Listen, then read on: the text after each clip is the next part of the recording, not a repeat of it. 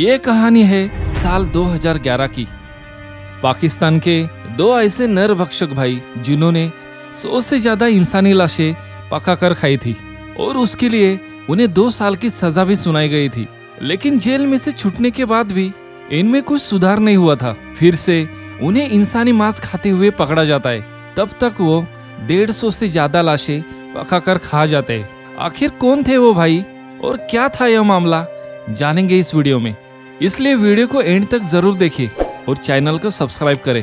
पाकिस्तान के भकर जिले में दरिया खान इलाके में ये दोनों भाई रहते थे, मोहम्मद फरमान अली और मोहम्मद आरिफ अली। दोनों भाइयों की शादी भी हुई थी और बच्चे भी थे, पर घर की हालत बहुत ही गरीब थी और उन दोनों का बर्ताव भी कुछ अजीब सा था।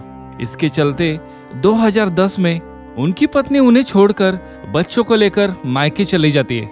वो कहती थी दोनों भाई दारू पीकर उन्हें मारते थे और बहुत दिन घर से दूर भी रहते थे। वो कुछ ठीक से काम भी नहीं करते थे और घर चलाने के लिए पैसे भी नहीं देते थे। अब काम धंधा ना होने की वजह से और उनकी पत्नियां भी ना होने के चलते उनके खाने पीने के भी लाले पड़े हुए थे। उसके बाद आता है अप्रैल 2011 का दिन। दरिया खान इलाके में एक कब्रिस्तान होता है जहाँ ये दोनों भाई कब्र के पास चक्कर लगा रहे थे। वहाँ 24 साल की लड़की सारा परवीन इसकी मौत होने की वजह से उसे दफन किया गया था और उसकी मौत कैंसर की वजह से हुई थी।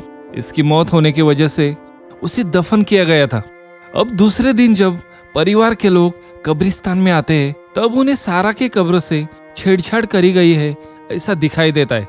अब इस शक के चलते परिवार के लोग वापस कब्र को खोदकर तहकीकात करते हैं और सब लोग शॉक हो जाते हैं क्योंकि वहां से सारा की लाश गायब हुई थी। उन्होंने तुरंत ही पुलिस को इसकी जानकारी दी और देखते देखते यह खबर पूरे इलाके में फैल जाती है क्योंकि ऐसी एक घटना कुछ ही दिन पहले हुई थी जब इसी कब्रिस्तान में से एक लाश गायब हुई थी। पर उस केस में लड़की के शव को निकालकर उसके साथ रेप किया गया था। पर उस केस में पुलिस ने एक मुजरिम को अरेस्ट भी किया था। अब पुलिस भी उस घटना को इस घटना के साथ जोड़ रहे थे, पर यह मामला कुछ अलग और नया ही था। पुलिस को अब तहकीकात के वक्त एक गुप्त जानकारी मिलती है कि इस कब्रिस्तान में एक शख्स रोज आता जाता रहता है और वो काला जादू करता रहता है। अब ये जानकारी मिलने के बाद इंस्पेक्टर फखर भाटी तुरंत अपने टीम के साथ उस संदिग्ध शख्स के घर तक पहुंच जाती है और यह घर था फरमान अली और आरिफ अली, इन दोनों भाई का। उस समय लेकिन फरमान अकेला ही घर पर मिलता है। पुलिस अब घर की तलाशी लेते है। उस वक्त उनकी नजर एक बंद दरवाजे पर पड़ती है जिसे ताला लगाया गया था। पुलिस ने इंक्वायरी की तो उन्हें वो कहता है कि वह रूम आरिफ अली की है और वो काम की वजह से बाहर गया है। पुलिस अब इस रूम की तलाशी लेती है। रूम में एक बर्तन होता है जिसमें मटन पकाने के लिए रखा हुआ था। वैसे ही वहाँ चाकू भी रखा हुआ था जिस पर मांस और खून चिपका हुआ था। इतने में इंस्पेक्टर फखर भाटी इन्हें नीचे चिट्ठियों का ढेर दिखता है। चिट्ठियां एक लाइन से रूम के खटिया के नीचे जा रही थी। पुलिस सब खटिया के नीचे देखते हैं तो उन्हें एक बोरी दिखती है और वह बोरी खोलते ही सब पुलिस को शॉक लगता है क्योंकि उस बोरी में सारा परवीन की लाश होती है और उसका एक पैर गायब था, मतलब उसका पैर काटा गया था।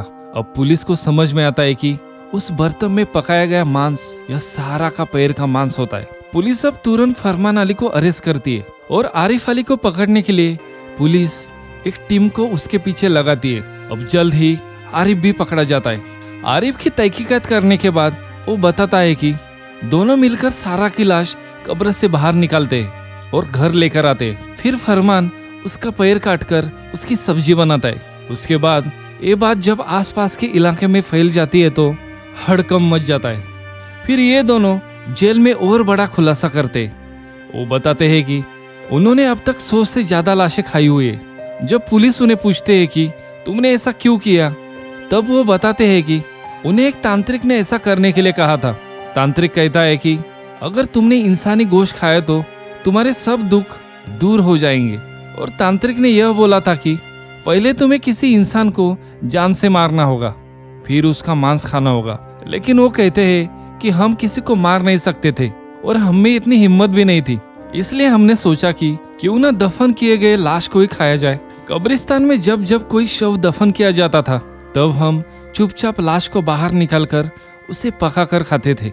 इसके बाद अब उनको कोर्ट में हाजिर किया जाता है, लेकिन उन्हें सजा मिल सके ऐसा कौन सा भी कानून नहीं था, क्योंकि उन्होंने किसी की भी हत्या नहीं की थी। फिर आखिर में कोर्ट उन्हें मुर्दों के साथ छेड़छाड़ करने के आरोप के चलते दोनों अपराधियों को 2 साल की सजा सुनाती है। फिर 2013 में उन दोनों की सजा खत्म होती है। इसके बाद दोनों भाई अपने गांव पहुंचते हैं, लेकिन वहां लोग उनकी रिहाई का विरोध करने लगे।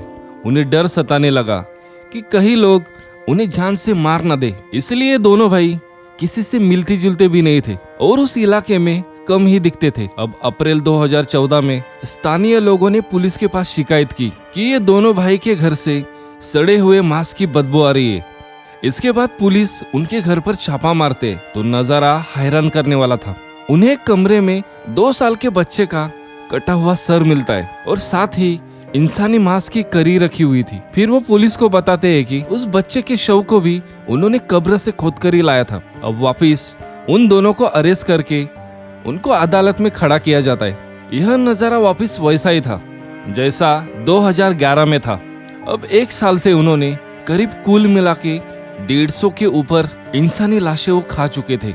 उसके बाद 24 अक्टूबर 2014 को कोर्ट उन्हें फिर से 12 साल की सजा सुनाती है। फिलहाल ये दोनों भाई पाकिस्तानी जेल में ही है। तो इस घटना से हमें ये सीखने को मिलता है कि किसी भी भोंदू मांत्रिक पर यकीन न करके खुद का दिमाग लगाकर हम अपने समस्या पर समाधान निकाल सकते हैं। आपकी इस बारे में क्या राय है, हमें कमेंट करके जरूर बताएं।